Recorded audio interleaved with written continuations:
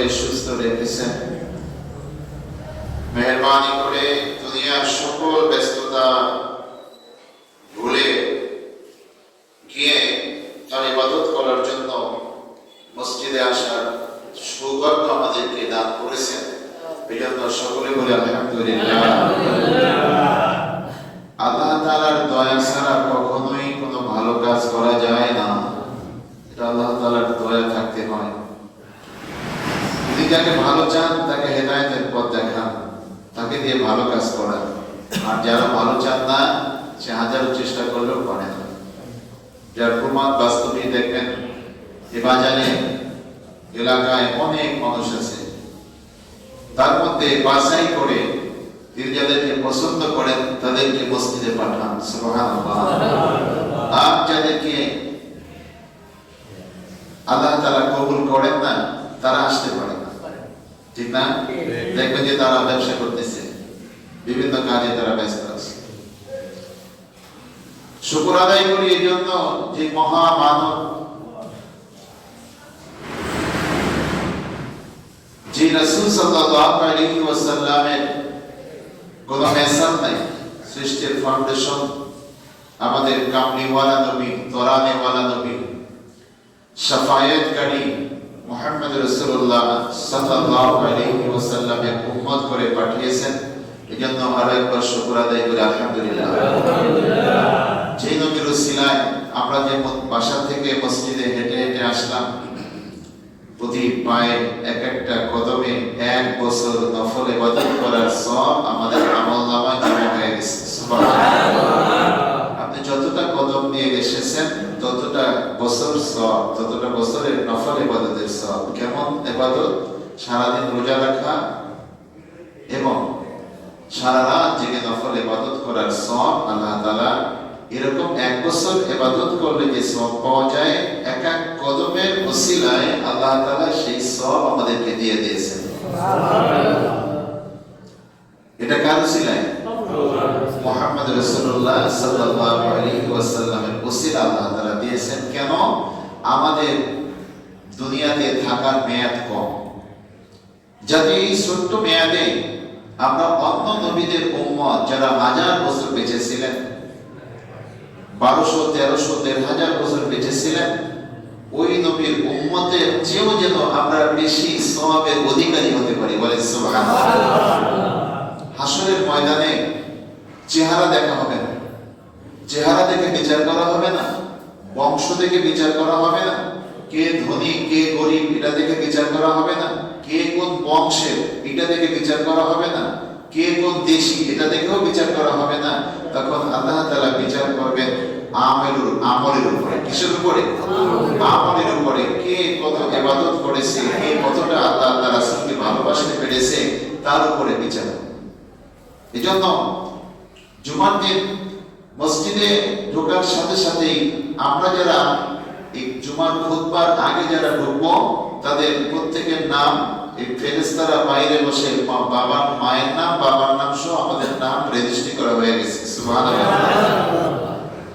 আমরা যে জায়গাটায় বসে আছি এই জায়গাটা হলো জান্নাতের বাগান। কিসের বাগান? জান্নাতের বাগান। মুসলিম শরীফের হাদিস, হযরত আবু হুরায়রা রাদিয়াল্লাহু তাআলা আনহু থেকে হাদিসে বর্ণিত আছে যে এই অনুষ্ঠানে যারা শেখার জন্য আসে, কিসের জন্য আসে? শেখার জন্য আসে, যে শিখায় এবং শেখে। এই অনুষ্ঠানগুলো যেখানে কোরআনের কথা বলা হয়, আল্লাহ রাসূলের কথা বলা হয়, আল্লাহর জিকির করা হয়, নবীজির উপরে দরুদ সালাম পেশ করা হয়, এই জায়গাগুলোকে আল্লাহ তাআলা রিয়াজুল জান্নাহ নামকরণ করেছেন। বলেন সুবহানাল্লাহ। রিয়াজুল জান্নাহ মানে জান্নাতের বাগান। এই জান্নাতের বাগানে যারা প্রবেশ করবে তাদের জন্য 4টা নিয়ামত দিয়েছেন। কয়টা? 4টা। জোরে বলেন কয়টা? 4টা। 1 নম্বরে হলো যারা এখানে আসবে তাদেরকে আল্লাহ তাআলা রহমতের চাদর দিয়ে ঢেকে রাখবেন। সুবহানাল্লাহ। কিসের চাদর দিয়ে? রহমতের চাদর দিয়ে ঢেকে রাখবেন। 2 নম্বরে হলো আসমান থেকে অনবরত তাদের উপরে রহমত বর্ষণ হইতে থাকবে। বলেন সুবহানাল্লাহ। 3 নম্বরে হলো চতুর্দিকে রহমতের ফেরেশতারা দাঁড়িয়ে থাকে আসমান পর্যন্ত। এবং তারা প্রত্যেকের জন্য প্রতিযোগিতা করে তারা গুনাহ মাফ করা এবং নেকি লেখার জন্য প্রতিযোগিতা করে কে কার চেয়ে বেশি নেকি লিখতে পারে। সুবহানাল্লাহ। শেষে কি হয়, আল্লাহ তাআলা এখানে যারা আসেন তাদের গুনাহগুলো ক্ষমা করে দেন। বলে সুবহানাল্লাহ। যদি বলেন না সুবহানাল্লাহ। এই নামাজে যারা আগে থেকে আসবে তাদেরকে আল্লাহ তাআলা চারটি নিয়ামত দিবেন জুমার দিন, এবং এই দিনটা হলো দোয়া কবুলের দিন। এই যারা আসছেন কোনো কথা বলেন নাই, কথা বলবেনও না, খুতবা শুনবেন, জামাতের সাথে ইমামের পিছনে 2 রাকাত নামাজ আদায় করবেন, ডান দিকে সালাম ফিরাবেন, বাম দিকে সালাম ফিরাবেন। আল্লাহ তাআলা আপনার আমার আমলনামায় একটি কবুল হজের সওয়াব দিয়ে দিবেন। সুবহানাল্লাহ। ওই 5 লাখ 7 লাখ টাকা দিয়ে হজ করলে যে সওয়াব পাওয়া যায়, এখানে ওই একই সওয়াব আল্লাহ তাআলা দিয়ে দেন। সুবহানাল্লাহ। এরপরে যারা আযানের সাথে সাথে ঢুকেছেন তাদের আমলনামায় একটি লাল উট কুরবানি করার সওয়াব জমা হয়ে গেছে। সুবহানাল্লাহ। আজকে প্রথমে এই মসজিদে আমাদের চাঁদ ভাই আছে, মুয়াজ্জিন সাহেব আর আমি, এই 3 জন আগে আসছি। এরপরে আসছে মামুন ভাই আর তার ছেলে। এরপর আস্তে আস্তে পর্যায়ক্রমে আসছে। তো প্রথম পর্যায়ে যারা আসছেন আমাদের আমলনামায় উট কুরবানির সওয়াব লেখা হয়ে গেছে। আলহামদুলিল্লাহ। আলহামদুলিল্লাহ। তারপরে যারা আসছেন তাদের আমলনামায় গাবী কুরবানি করার সওয়াব আল্লাহ তাআলা দিয়ে দিয়েছেন। কোনো সন্দেহ আছে? না। দয়াল নবীজির হাদিস। এরপরে যারা আসছেন তাদের আমলনামায় বকরি কুরবানি করার সওয়াব লেখা হতে থাকবে। যখন ইমাম সাহেব খুতবা দিতে দাঁড়াবেন, আযান হবে, খুতবায় দাঁড়াবেন, তখন রেজিস্টার খাতাটা ফেরেশতারা বন্ধ করে তারা খুতবা শোনার জন্য তারা বসে শুনতে থাকে। রেজিস্টার খাতা বন্ধ করে খুতবা শোনার জন্য তারা কি হয়, রেডি হয়ে যায়। তখন আর রেজিস্ট্রি খাতায় যারা আসে তাদের নামগুলো লেখা হয় না। এভাবে আমরা যদি মসজিদে প্রথম থেকে আসি আযানের সাথে সাথে বা আযানের আগে, এই সওয়াবের অধিকারী হতে পারবো। এটা কারো উসিলায়, দয়াল নবী রাসূল পাক সাল্লাল্লাহু আলাইহি ওয়াসাল্লামের উসিলায় এই সওয়াবগুলো আমাদেরকে দিয়ে দিবেন। আমার প্রিয় ভাইরা, আল্লাহ তাআলা এমন একজন দয়ালু, রহমানুর রহিম, দয়ার সাগর, দয়ার আধার। তার কাছে মাপ চাইতে দেরি, আল্লাহ মাফ করতে কথা বলেন না, মাফ করতে দেরি করেন না। আল্লাহ রাব্বুল আলামিন আমাদেরকে এত ভালোবাসেন যে এটা আপনাদেরকে ভাষা দিয়ে বোঝানো সম্ভব নয়। প্রিয় ভাইরা আমার, আল্লাহ রাব্বুল আলামিনের প্রিয় হাবিব মুহাম্মদুর রাসূলুল্লাহ সাল্লাল্লাহু আলাইহি ওয়াসাল্লাম বলেন, যখন কোন বান্দা বান্দীরা আল্লাহ তাআলার ইবাদত থেকে মুখ ফিরায় নেয়, আল্লাহ তাআলাকে সিজদা করে না, নামাজ আদায় করে না, রোজা রাখে না, আল্লাহ তাআলার হুকুম পালন করে না, আল্লাহ তাআলা এতটা পেরেশানি হন। কেমন পেরেশানি হন? দয়াল নবীজি বলেন, এক ব্যক্তি মরুভূমির মধ্যে একটা উট নিয়ে রওনা হলো। একটাই মাত্র উট সওয়ারি, তার সাথে সামান্য খাবার আর অল্প করে পানীয়। তিনি এই সামান্য পাথে নিয়ে তিনি মরুভূমির মধ্যে উটের পিঠে রওনা করছেন। কিছু দূর যাওয়ার পরে চতুর্দিকে ধুধু মরুভূমি, একটা মাত্র গাছ দেখা যায়। তিনি ক্লান্ত হয়ে ওই গাছের সাথে তার বাহনকে বেঁধে রেখে, তার খাবার এবং পানীয়টুকু গাছের সাথে ঝুলিয়ে রেখে ওই গাছের ছায়ায় তিনি যখন আরাম করলেন, হঠাৎ করে ঘুম এসে গেল। তিনি ঘুমিয়ে পড়লেন। ঘুম থেকে উঠে দেখে তার খাবার পানি কিছুই গাছের সাথে নাই, কে যেন নিয়ে গেছে। তার বাহনটা গাছের সাথে বাঁধা নাই, কে যেন নিয়ে গেছে। চতুর্দিকে তাকায় দেখলো কোথাও কিছু নাই। চতুর্দিকে শুধু মরুভূমি আর মরুভূমি, কোনো গাছপালা দেখা যায় না, কোনো মানুষ নাই, কোনো বাড়িঘর নাই। তখন সেই ব্যক্তি কেমন পেরেশানি হয়। সাহাবায়ে কেরাম বললেন, ইয়া রাসূলুল্লাহ, এই ব্যক্তির চেয়ে বেশি পেরেশানি আর কেউ হয় না, তিনি সবচেয়ে বেশি পেরেশানি হয়। কারণ তখন আল্লাহ তাআলা ছাড়া কেউ তার বান্ধব নাই। ঠিক কিনা বলেন? ঠিক। আমার দয়াল নবীজি বলেন, ও আমার সাহাবীরা, যখন কোন বান্দা বান্দীরা আমার আল্লাহ তাআলাকে ভুলে যায়, আমার আল্লাহ তাআলার ইবাদত করে না, আল্লাহ ছাড়া কোনো ইলাহ নাই এটা মানে না, ওই ব্যক্তির জন্য আল্লাহ তাআলা ওই উট হারানো আর পানি পাতে হারানো খাবার হারানো ব্যক্তির চেয়েও বেশি পেরেশানি হয়ে যায়। তাহলে আল্লাহ তাআলা আমাদের জন্য কতটা পেরেশান হন। আল্লাহ বলেন ইয়া আইয়ুহাল ইনসান, হে মানব জাতি, মা গররাকা বিরাব্বিকাল কারীম, তুমি কেন আমার থেকে মুখ ফিরায় নিলা? তোমার রব কতই না দয়ালু, তিনি দয়া করে তোমাদেরকে কত সুন্দর ভাবে সৃষ্টি করেছেন। তোমাকে এত সুন্দর করে সৃষ্টি করেছেন, কোন মাখলুককে এত সুন্দর করে সৃষ্টি করেন নাই, করছেন নাকি? লাকাদ খালাকনাল ইনসানা ফি আহসানি তাকওয়িম। আল্লাহ বলেন হে দুনিয়ার মানুষেরা, আমি তোমাদেরকে সর্বোচ্চ সুন্দর আবহাওয়াতে সুন্দর গঠন দিয়া আমি আল্লাহ তাআলা বানাইছি। বলেন সুবহানাল্লাহ। লা ইলাহা ইল্লাল্লাহ, লা ইলাহা ইল্লাল্লাহ, লা ইলাহা ইল্লাল্লাহ মুহাম্মাদুর রাসূলুল্লাহ। আকাশের মালিক যে আল্লাহ, এই জমিনের মালিক সেই আল্লাহ, হায়াতের মালিক যে আল্লাহ, ভাই মৌতের মালিক সেই আল্লাহ। লা ইলাহা ইল্লাল্লাহ, লা ইলাহা ইল্লাল্লাহ, লা ইলাহা ইল্লাল্লাহ মুহাম্মাদুর রাসূলুল্লাহ। সবাই বলেন সাল্লাল্লাহু আলাইহি ওয়াসাল্লাম। আরে বান্দা বান্দি যখন আল্লাহ থেকে মুখ ফিরায় নেয়, আমার আল্লাহ তাআলা পেরেশানি হয়ে যান, কেন বান্দা আমার দিকে ফেরো না? এই দুনিয়ার কোনো দাম নাই, কোনো মূল্য নাই, এই সম্পদ সব করে থাকবে। তুমি তাকায় দেখো, তোমার পূর্বপুরুষ সবাই কবরে চলে গেছে, কেউ দুনিয়ায় নাই। কারো বাবা গেছে, কারো মা গেছে, কারো দাদা গেছে, দাদি গেছে, কারো ভাই চলে গেছে, কারো স্ত্রী চলে গেছে, কারো স্বামী চলে গেছে, কারো পরিবার টুকরা সন্তান সামনে থেকে চলে গেছে। ও দুনিয়ার মানুষ, তোমাদেরকে তোমরা সব কিছু ছেড়ে এই দুনিয়া থেকে চলে যাবে। আমি আল্লাহ তাআলা তোমাকে কত নিয়ামত দিলাম, আমার নিয়ামতের ভিতরে তুমি বসবাস করতেছো, অথচ কেন আমার হুকুম পালন করো না?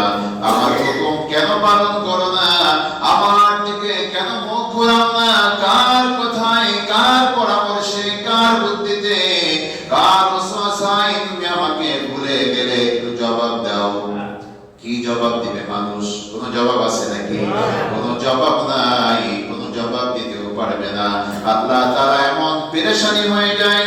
আমার দয়াল নবী বলেন, ওই মরুভূমির মরুচারী যখন আবার চিন্তা করতে করতে পেরেশানি হয়ে আবার গাছের গোড়ায় তিনি শুয়ে থাকে, আবার ক্লান্ত হয়ে যখন ঘুমিয়ে পড়ে, ঘুম থেকে উঠে জেগে দেখে তার খাবার, তার পানি যেখানে ছিল সেখানেই আবার আছে। সুবহানাল্লাহ বলেন।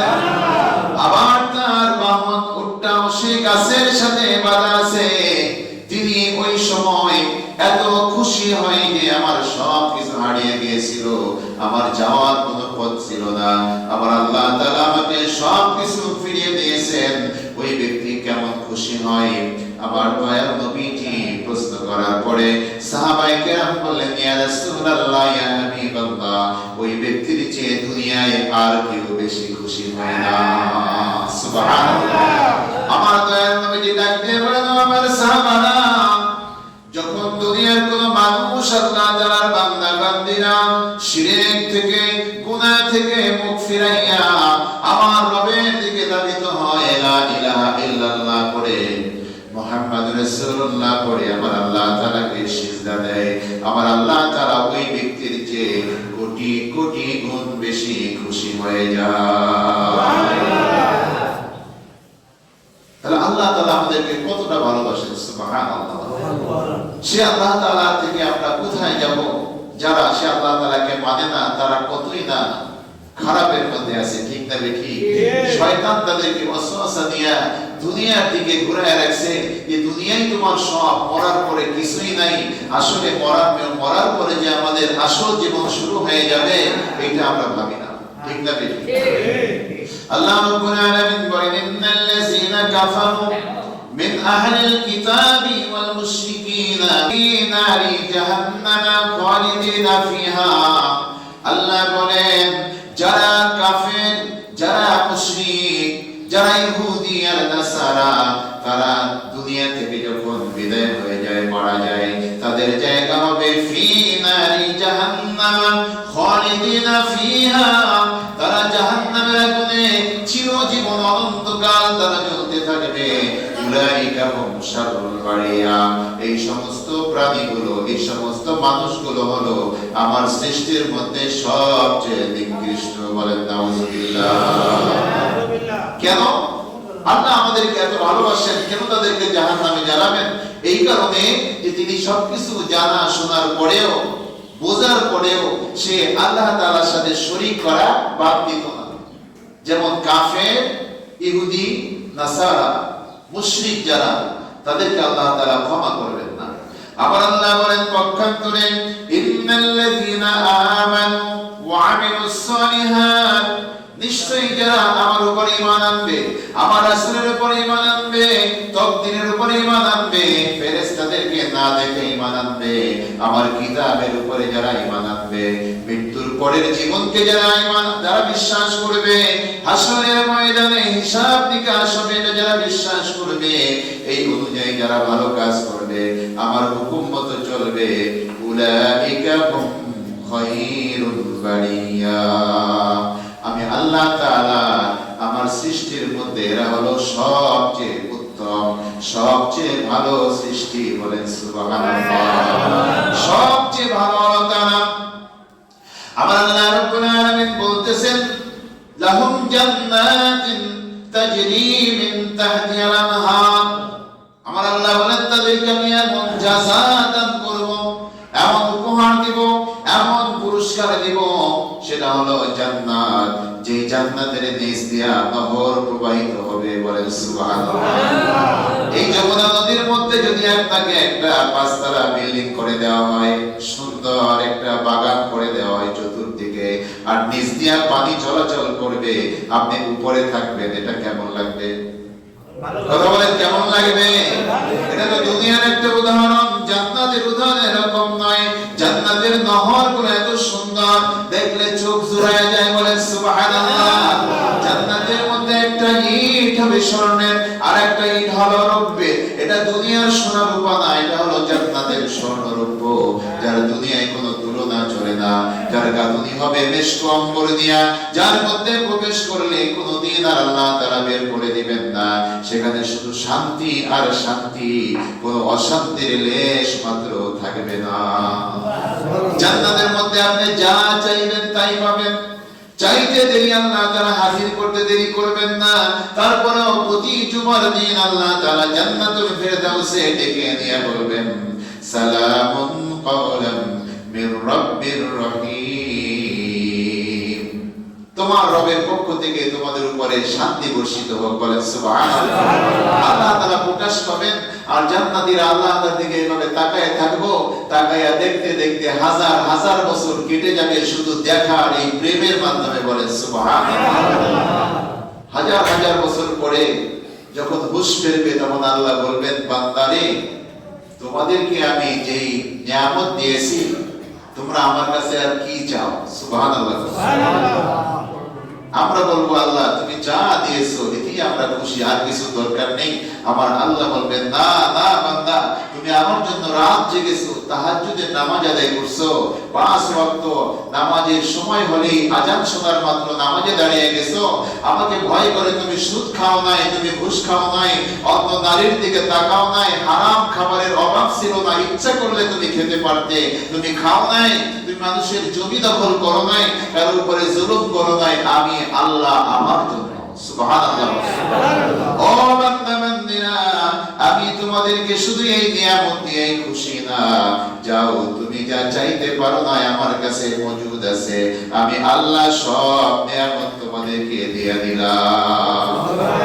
তার কোনো অভাব নাই, কোনো অভাব নাই, কোনো সীমা নাই। যত নিয়ামত আল্লাহ তাআলা আমাদেরকে দিবেন, সুবহানাল্লাহ বলেন। আমার প্রিয় ভাইরা, আল্লাহ তাআলা বলেন জাযাহুম ইনদা রাব্বিহিম, তোমার রবের পক্ষ থেকে এমন জান্নাত তোমাদেরকে আমি আল্লাহ উপহার দিয়ে দিব। সুবহানাল্লাহ, জোরে বলেন আল্লাহু আকবার। খালিদিনা ফিহা, সেখানে তোমরা চিরকাল থাকবে, অনন্তকাল থাকবে, সেখান থেকে তোমাদেরকে বের করে দেওয়া হবে না। খালিদিনা ফিহা, সব সময় থাকবে। তারা কারা হবে? এই জান্নাতি হবে কারা? রাদিয়াল্লাহু আনহুম ওয়া রাদু আনহু, যারা আল্লাহ তাআলার নিয়ামত পাইয়া খুশি, কোন সময় বলে না খারাপ আছি, কোন মতে আছি, এই আছি আর কি, কোন মতে চলে, এরকম আছে না? কেন জিজ্ঞাসা করে বলে কেমন আছেন, এই আছি আর কি, চলে। নাউজুবিল্লাহ বলেন। আল্লাহ বলেন তারা আল্লাহ তাআলার উপরে খুশি, যখন যে নিয়ামত আমি দান করেছি তার উপরে সব সময় আলহামদুলিল্লাহ পড়তো। আল্লাহ তাআলা যা দিয়েছেন এর উপরে আমি খুশি, আর আমি আল্লাহ ও তার ইবাদতে খুশি। বলেন সুবহানাল্লাহ। রাদিয়াল্লাহু আনহুম ওয়া রাদু আনহু, তারা আমার উপরে খুশি, আমিও তাদের উপরে খুশি। এই দল হলো কারা? যালিকা লিমান খাশিয়া রাব্বাহ, যারা আল্লাহ তাআলাকে ভয় করে চলে, যারা পরিমাণ গুনার মধ্যেও তারা ঢোকে না।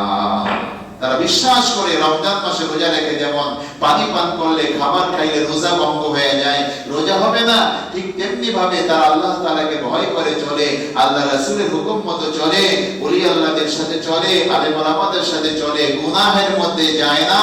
যখনই শুনে এটা গুনাহ, তখন তার থেকে শিক্ষাবে বিরত থাকে, আল্লাহ তাআলাকে ভয় করে চলে, তারাই হবে এই জান্নাতের অধিকারী, এই জান্নাতের মালিক। বলেন সুবহানাল্লাহ।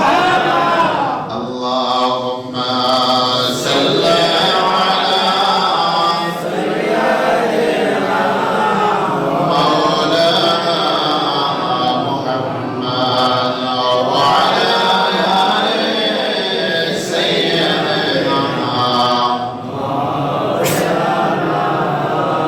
মুহাম্মাদ। আমরা কি জান্নাতের মালিক হইতে চাই?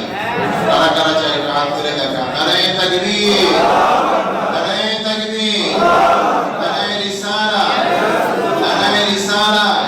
পবিত্র জুমা মুবারক, মাহে রমজানের আগমন, মাহে রমজানের আগমন, শুভেচ্ছা। বলে শুভেচ্ছা, স্বাগত। মাহে রমজানের আগমন, আহলে সুন্নাত ওয়াল জামাত যেখানে, কোরআন হাদিস যেখানে, ওলি আল্লাহ যেখানে, নারে তাকবীর। আল্লাহ যেন কবুল করেন। আপনারা তো ভাগ্যবান, আল্লাহ তাআলার প্রিয় বান্দা, তা না হলে তো মসজিদে আসতে পারতেন না, ঠিক কিনা বলেন? আমার প্রিয় ভাইরা, তো আপনাদেরকে আল্লাহ তাআলা কবুল করেছেন, এজন্য আপনারা আসতে পারছেন। আর যাদেরকে কবুল করেন নাই, হাজারো চেষ্টা করলেও আসতে পারবে না। আল্লাহ তাআলা যেন আমাদের সকলের গুনাহগুলো মাফ করে দেন। বলেন আমিন। সব সময় যেন আল্লাহ তাআলাকে আমরা স্মরণ রেখে, তাকে ভয় করে, তাকে ভালোবেসে চলতে পারি। ভয়টা হলো কি ভয়? এটা হলো ভালোবাসার ভয়, যে আমাকে আল্লাহ তাআলা সবকিছু দিয়েছেন, সবকিছু দিলেন, দেওয়ার পরে আমি যে অন্যায় করব, আল্লাহর কথার বাইরে চলবো, এটা দেখলে বা শুনলে তো আল্লাহ তাআলা রাগ করবেন।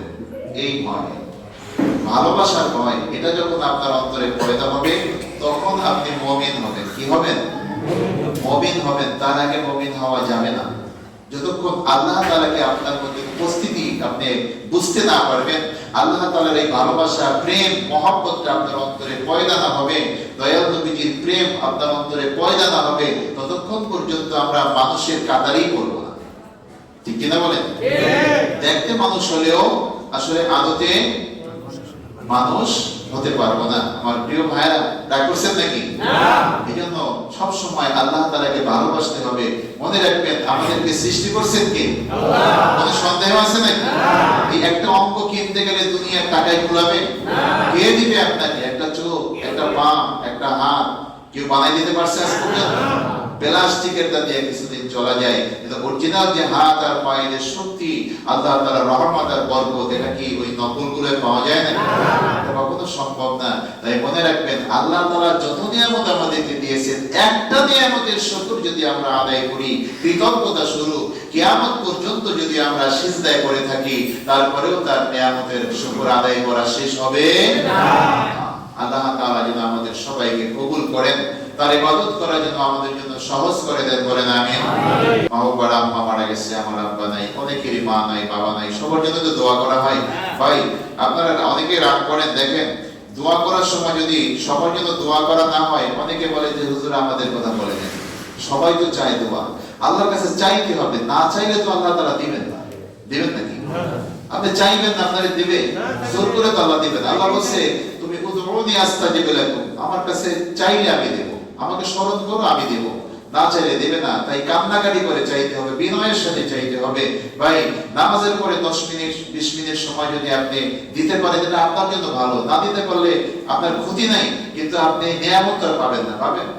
কিন্তু এখন আমরা যখন কবরে যাব, তখন আফসোস করবো, হায় হায়, আর কিছু সময় যদি মসজিদে বসে থাকতাম কতই না ভালো হইতো। এটা কবরে যাওয়ার আগে বুঝবো না, ঠিক না? আল্লাহ তাআলা যেন আমাদের সবাইকে তার গোলামি করার তৌফিক দান করেন, বলেন আমিন। ওয়া মা তাওফীক ইল্লা বিল্লাহ, আলাইহি তাওয়াক্কালতু ওয়া ইলাইহি উনীব। আসসালামু আলাইকুম ওয়া রাহমাতুল্লাহ।